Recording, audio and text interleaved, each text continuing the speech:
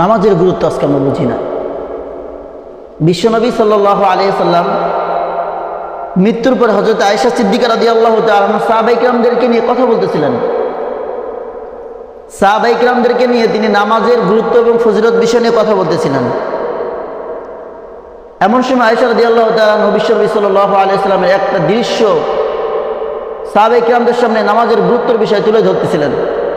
বলতেছিলেন যে আমার সেই দৃশ্যটা এখনো খুব বেশি মনে পড়ে, সেই দৃশ্যটা আমার আজও চোখের সামনে ভেসে ওঠে। সাহাবায়ে কিরামরা জিজ্ঞেস করতেছেন সেই দৃশ্যটা কি আমিরুল মুমিনিন? তখন আয়েশা রাদিয়াল্লাহু তাআলা বলতেছেন যে একদিন নামাজের সময় হয়ে গেল, বিশ্বনবী সাল্লাল্লাহু আলাইহি সাল্লাম দীর্ঘদিন ধরে অসুস্থ অবস্থায় পড়ে আছেন। নবীজি সাল্লাল্লাহু আলাইহি সাল্লাম দীর্ঘদিন অসুস্থ, শরীরটা দুর্বল হয়ে গেছে, অসুস্থ অবস্থায় পড়ে আছে বিশ্বনবী সাল্লাল্লাহু আলাইহি সাল্লাম। বিশ্বনবী সাল্লাল্লাহু আলাইহি সাল্লামকে নামাজে যাবেন সেই শক্তিটাও বিশ্বনবী সাল্লাল্লাহু আলাইহি সাল্লামের ছিল না। বিশ্বনবী সাল্লাল্লাহু আলাইহি ওয়াসাল্লাম এতটুক পরিমাণ শক্তি তার ছিল না যে তিনি নামাজের মধ্যে যাবেন।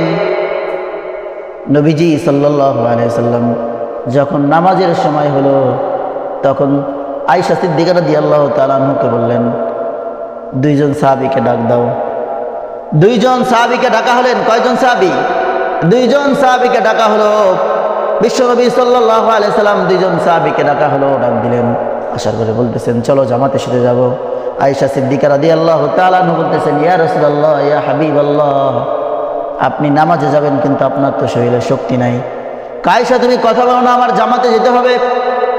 বিশ্বনবী সাল্লাল্লাহু আলাইহি ওয়াসাল্লাম দুইজন সাহাবীর কাঁধের উপর ভর করে বিশ্বনবী সাল্লাল্লাহু আলাইহি ওয়াসাল্লাম ঘর থেকে বের হয়ে গেলেন। ঘর থেকে বের হয়ে যাওয়ার পরে বিশ্বনবী সাল্লাল্লাহু আলাইহি ওয়াসাল্লাম ঘর থেকে বের হয়ে যাবেন, মা আয়েশা সিদ্দিকা রাদিয়াল্লাহু তাআলা চোখের পানি ছেড়ে দিয়েছে। এমন দুর্বল শরীর অবস্থায়, অসুস্থ অবস্থায় বিশ্বনবী সাল্লাল্লাহু আলাইহি ওয়াসাল্লাম ঘর থেকে বের হয়ে গেলেন। হাঁটার মতো শক্তি ছিল না। সাহাবায়ে কিরামরা এই কথাগুলো শুনতেছিলেন, চোখ দিয়ে টপ টপ টপ টপ করে পানি পড়তেছিলেন। বিশ্বনবী সাল্লাল্লাহু আলাইহি ওয়াসাল্লাম ঘর থেকে বের হয়ে গেলেন।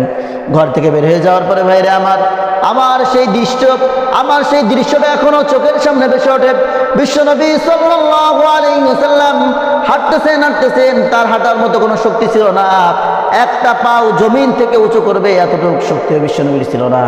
পাওগুলো হেসড়িয়ে হেসড়িয়ে আমার আপনার নবী বিশ্বনবী সাল্লাল্লাহু আলাইহি ওয়াসাল্লাম জামাতে উপস্থিত হয়ে গিয়েছেন।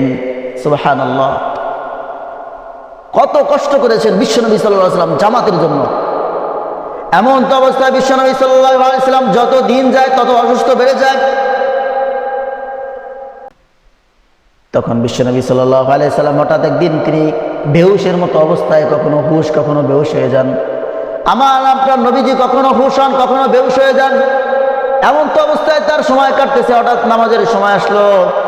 বিশ্বনবী সাল্লাল্লাহু আলাইহি ওয়াসাল্লাম বেহুশ অবস্থায় পড়ে এলেন। নামাজের সময় আসলো। বিশ্বনবী সাল্লাল্লাহু আলাইহি ওয়াসাল্লাম তিনি কিছুটা সুস্থতা বোধ করলেন।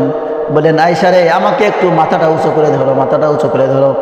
আয়েশা সিদ্দিকা রাদিয়াল্লাহু তাআলা বিশ্বনবীর মাথাটাকে একটু উঁচু করে ধরলেন।